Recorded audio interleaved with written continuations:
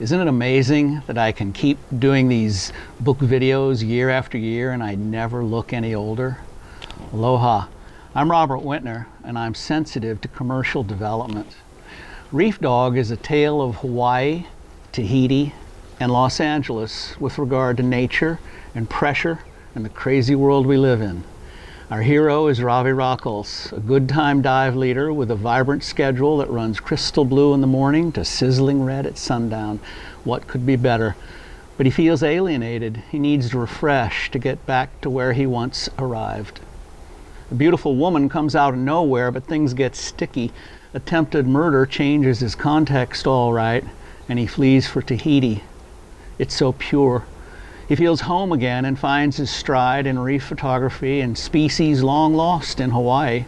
Mother and child Moorish idols, banded coral shrimp, flame angels, many eels and sharks arrive, and so does fortune. REEFDOG fights the undertow as a man reconciles livelihood and a hot temper with those who would kill nature for money. I'm going to read a passage, and I'll start at the beginning.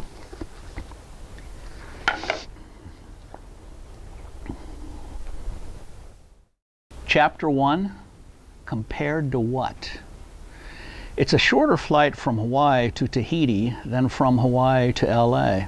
Only 20 minutes shorter, but the difference felt profound, as if Tahiti could be more accessible than its exotic name suggested. Though closer to Hawaii in miles, French Polynesia seemed far more distant than LA. French Polynesia couldn't possibly have a Walmart or a Sam's or a Costco, gridlock or freeways wending to affordable neighborhoods nestled among power pylons, transformers, and oil vats from the land of Gargantua. Could it? Tahiti did not surge forward, but rather lingered in the imagination as an outpost of paradise. Tension with the French seemed nominal, a minor distraction along with crumbling roads and dirty gutters. Minimal development allowed things to age like whiskey. No golf courses, no rush hour, no road rage, and no franchise burgers or all-you-can-eat array of American conveniences gave it a bygone feeling. Absence of stuff set a tone of simple goodness. What's that sound? It's the soft voice of the unencumbered world, where growth is still vegetative. French Polynesia still glowed, a tropical oasis isolated from a world of strip mall clutter, a world failing to keep up with a population unconstrained in its propagation and need. Where Oceania was French flavored with an abundance of fish and aquamarine clarity, Hawaii seemed removed from tropical simplicity, building out. Greed and power had things dumbed down deeper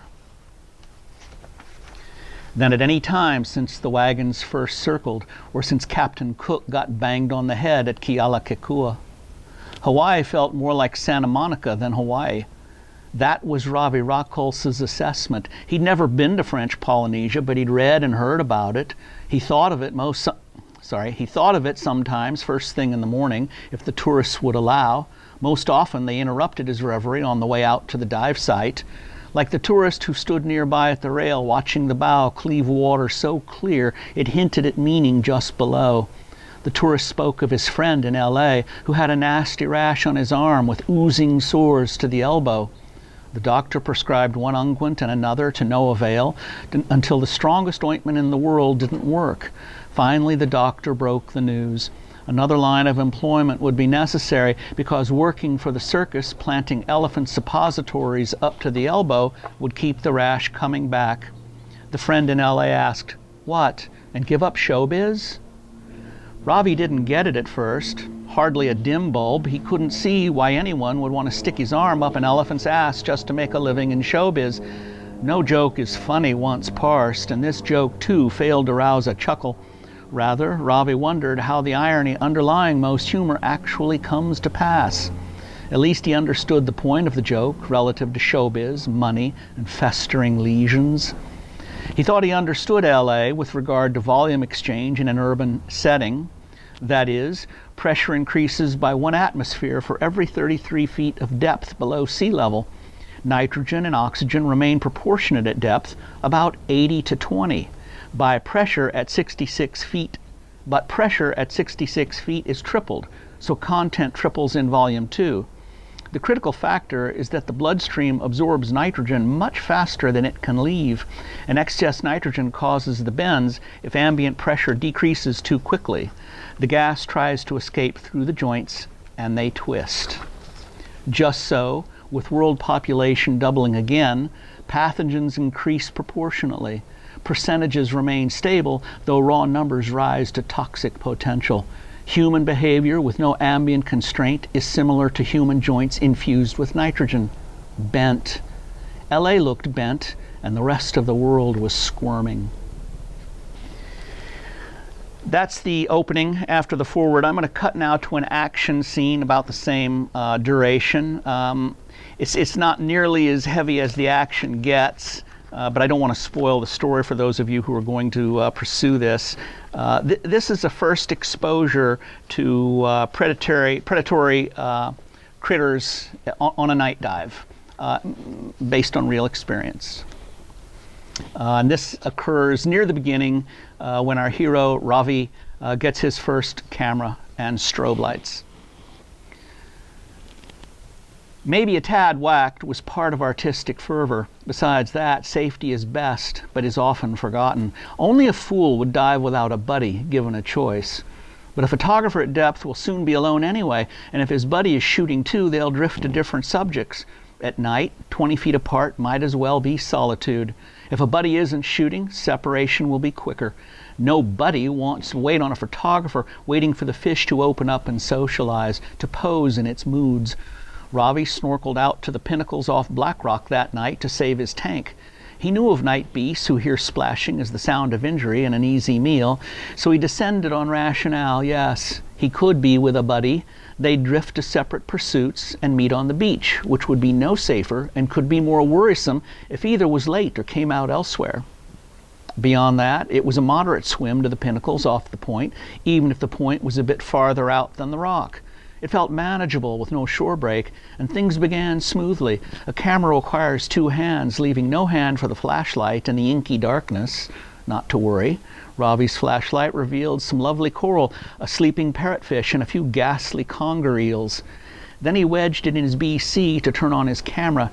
He worked switches by memory until the flashlight squirmed to shine up under his chin, blinding him and falling out, till he grabbed it.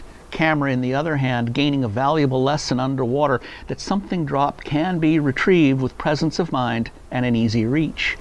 But this felt awkward till he turned and gasped nose to nose with a giant moray eel. The eel wasn't so much bigger, unless they went back to back on tiptoes. The eel would have won by 1.5 feet with similar girth. Worse was the moray's presumption. Opening wide on an obtrusive display of long teeth in many rows crowding the fleshy maw, the eel assessed plausibility on swallowing the prey before him.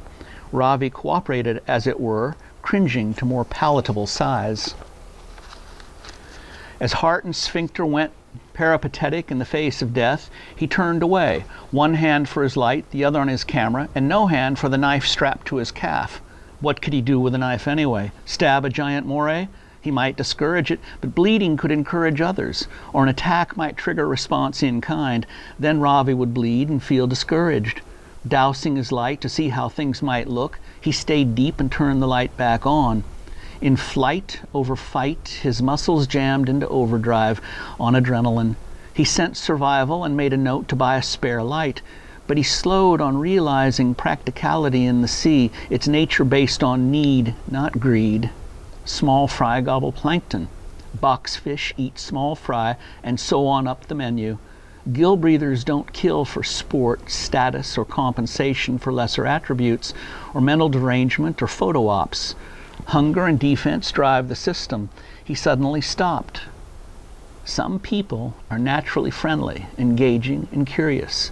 Some seem like old souls who know their way around, who comprehend compassion and a soft touch.